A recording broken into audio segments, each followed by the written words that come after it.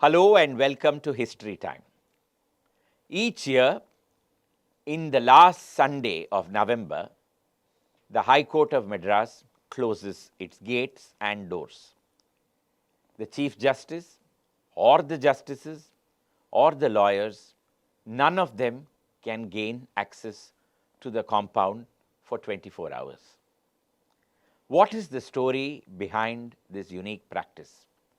That is what we are going to see today. Come, let us see what is the history of the High Court and the space that it occupies.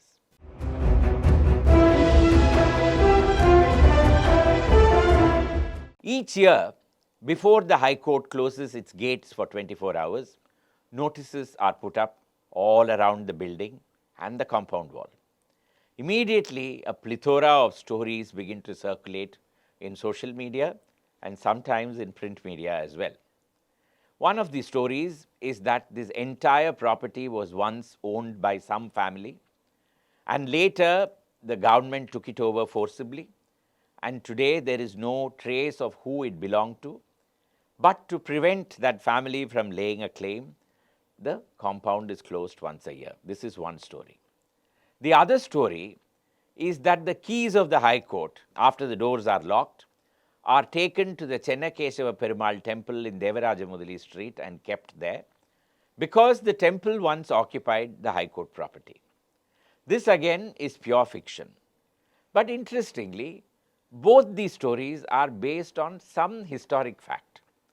Let us see what the background to all of this is. In 1639, when the English first came to what was Madras Patnam and then gained permission to build a fort, they were accompanied by one Indian, Beri Thimmappa of Palakolu. Palakolu itself is a village on the banks of the river Godavari in Andhra Pradesh, and it was a center for the weaving industry. The Dutch were already there, the British also came and settled there, and so it is very likely that Beri Thimmappa was a man who was familiar with terms used in the cloth business, and he would be useful to them as a translator or a dubash when they came to Madras. When Francis Day came here in 1639 to negotiate for the grant of land, Beri Thimmappa was with him. 1 year later, Fort St. George was inaugurated as a small enclosure, and the English moved in. Just behind Fort St. George came up Old Black Town, comprising natives who were providing various services to Fort St. George. Today, we consider the two areas of Muthayalpet and Pedanayakanpet to be Black Town, but Old Black Town was located just by the fort where the High Court and the Law College is standing today. It was a small settlement, very densely populated. And in the middle of this, Beri Thimmappa built a temple. That was the Chennakeshava Perumal temple, which he finished construction in 1640. He confirms this in a grant made 7 years later. This became the principal temple of Chennapatnam or Old Black Town. Whether the deity there, Chennakeshava Perumal, gave his name to the town, we don't know. But what we do know is that this became the main shrine in that settlement, and it came to also be known as the Patnam Temple. Even then, there were cases, and there was a kind of a law court inside Fort St. George. And it was customary for Hindus, when called in as witnesses, to take their oath on the tulasi and the sacred water brought from the Patnam temple. This practice continued for a long time. We have no idea as to how the temple looked based on Tamil and Telugu records. But Dr. Fryer, who came here in the 1670s, has left behind a description in English, very old English, very difficult to understand, but we know that the temple was large enough to be impressive. And that is how it continued for a long time.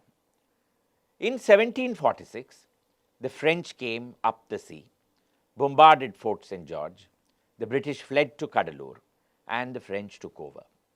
For 3 years, Fort St. George and Old Black Town and what was Madras at that time were all under French occupation. In 1749, following a treaty, the French left and the British came back. And then they began to debate on improving the security of Fort St. George. One of the great risks was the presence of Old Black Town just by the side of the fort. The army engineers felt that this was so densely populated and the streets were so narrow that the French could easily come back, wheel their cannons in, and then bombard the fort from there. A decision was taken to demolish the whole of Old Blacktown. New Blacktown became what was Mutayalpet and Pedanayakanpet. And when Old Blacktown was demolished in the 1750s, along with it went the Chennakesava Perumal temple. It is very likely that the central idol was taken away and kept in protection.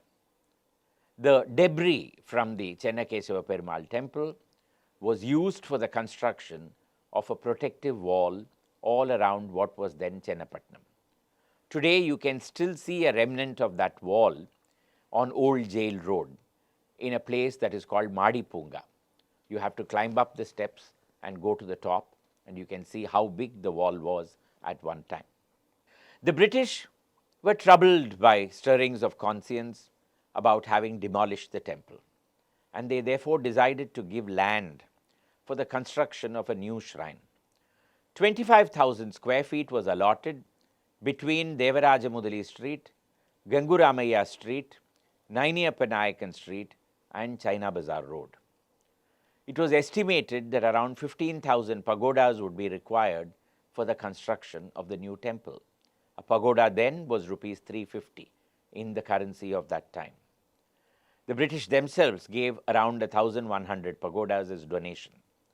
The bulk of the money of 5,000 pagodas came from the leading company Dubash of that time, Manali Muthukrishna Mudali, who was Dubash to Governor Pigot. The public contributed the rest of the money and construction began. When the construction started, it was decided that a Shiva temple should be built along with the Vishnu temple.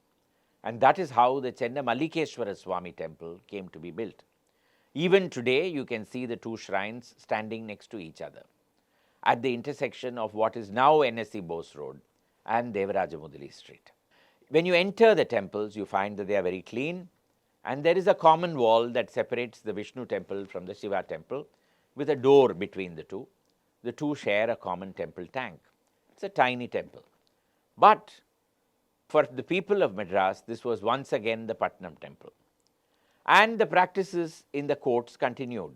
Oaths were taken on the Tulsi and the sacred water if the witness was a Vaishnavite, and if he or she was a Shaivite, then it was on the Vibhuti from the Chenna Mallishwara Swami temple. And these practices continued for a long time.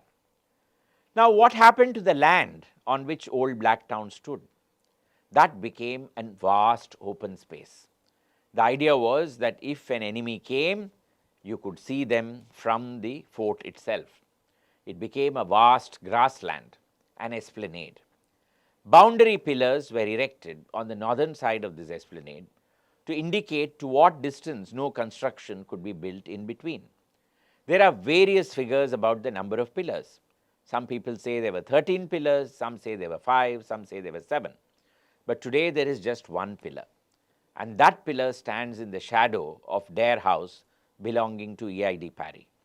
When you go close to that pillar, you find a stone inscribed, and that reads, Boundary of the Esplanade 1772. So we know that from 1772 at least, no construction was allowed on that vast open grassland, and it was technically an area over which people could walk. In 1862, Madras Presidency got a High Court. The High Court initially functioned from Benting's building on First Line Beach, which is now Rajaji Saleh, and that is the place where the Chennai Collectorate now stands.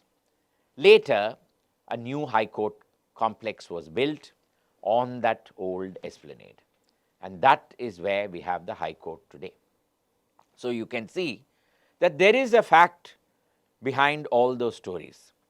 The property was Berithimappa's for some time, and then there was a Chennakesava Perumal temple standing there, Then there was a separation of 100 years, and finally the High Court came there. But all those stories are pure fiction.